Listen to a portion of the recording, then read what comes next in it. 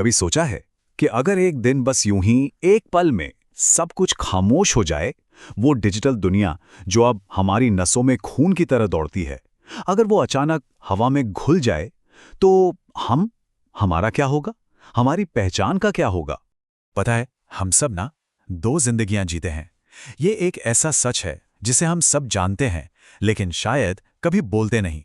ये एक खामोश सा समझौता है जो हमने खुद से ही कर लिया है, और अब ये हमारे वजूद की परछाई बन चुका है। एक तो वो जिंदगी है जिसे हम अपनी सांसों की गर्मी से, अपनी उंगलियों के छुअन से महसूस करते हैं, असल दुनिया। और फिर एक दूसरी भी है, वो जो स्क्रीन की ठंडी रोशनी के पीछे धड़कती है। और वो सिर्फ कोई दूसरी दुनिया नहीं है, वो तो हम ही हैं, हमारा ही एक दूसरा रूप, जिसे हमने बड़े प्यार से, बड़े सलीके से बनाया है, संवारा है। और बताएं, इसी दूसरे रूप को हम एक नाम दे सकते हैं, डिजिटल घोस्ट। ये हमारी ऑनलाइन मौजूदगी की आत्मा है। हमारी तस्वीरें, हमारे लिखे हुए शब्द, हमारे ऑनलाइन रिश्ते, ये सब मिलकर एक ऐसा वजूद बनाते हैं जो हमारे जिस्मानी वजूद के साथ साथ जीता है, और सच कहूं तो कभी-कभी उससे भी ज्यादा जिंदा लगता है। ये दुनिया रोशनी और डेटा की एक ऐसी धुन थी जो कभी रुकती ही नहीं थी। हर सेकंड लाखों करोड़ों बातें, लाखों आवाजें, एक लगातार बहता हुआ शोर।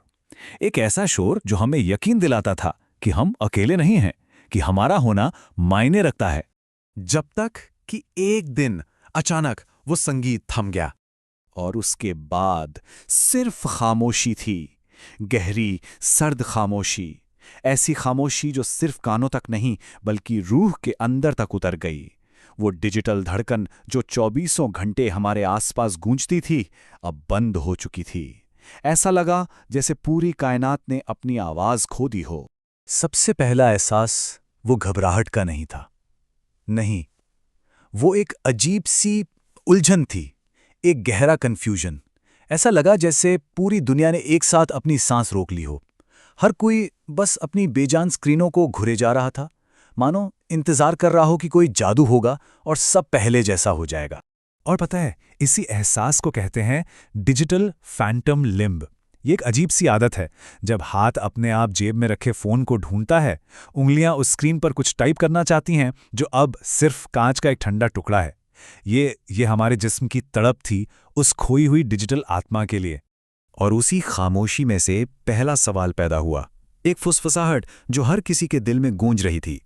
अगर कोई मुझे देख नहीं पा रहा, तो क्या मेरा वजूद भी है? दूसरों की नजरों में हमारे होने का हर एक सबूत अब मिट चुका था। फिर एक और एहसास ने सबके दिलों पर दस्तक दी। मेरे तो हजारों दोस्त थे, पर मैं आज इतना अकेला क्यों हूं? वो जो डिजिटल कनेक्शन था और जो असली इंसानी रिश्ता होता है, उसके बीच की खाई अब बिल्कुल साफ नजर आ रही थी।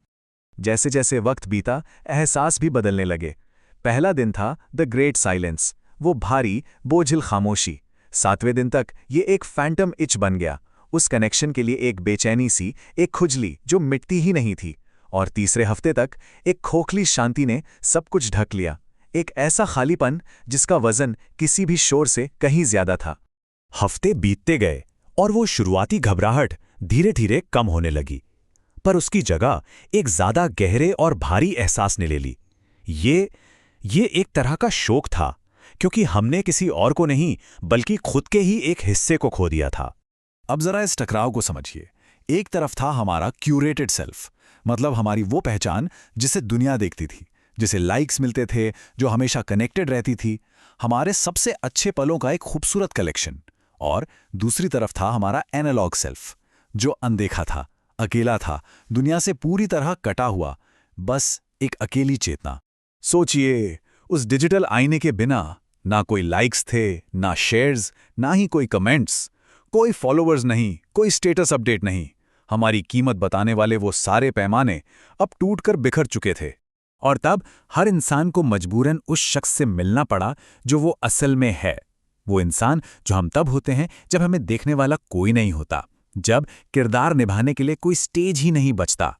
और ये सब हमें एक बहुत ही बुनियादी सवाल पर लाकर खड़ा कर देता है, आखिर हम हैं कौन जब हमें कोई नहीं देख रहा होता, जब हमारी पहचान दूसरों की तारीफों से नहीं, बल्कि सिर्फ हमारी अपनी धड़कनों से बनती है। देखिए, इस कहानी का कोई अंत नहीं है, कोई हल नहीं है। ये तो बस एक आईना है, एक रिफ्लेक्शन। ये हमें बस वो दिखाने की कोशिश है जो हम शायद देखना ही भूल चुके हैं। तो आखिर में बस एक ही सवाल बचता है, अगर आज इसी वक्त आपका डिजिटल घोस्ट, आपकी वो ऑनलाइन आत्मा हमेशा के लिए गायब हो जाए, तो पीछे कौन बचेगा?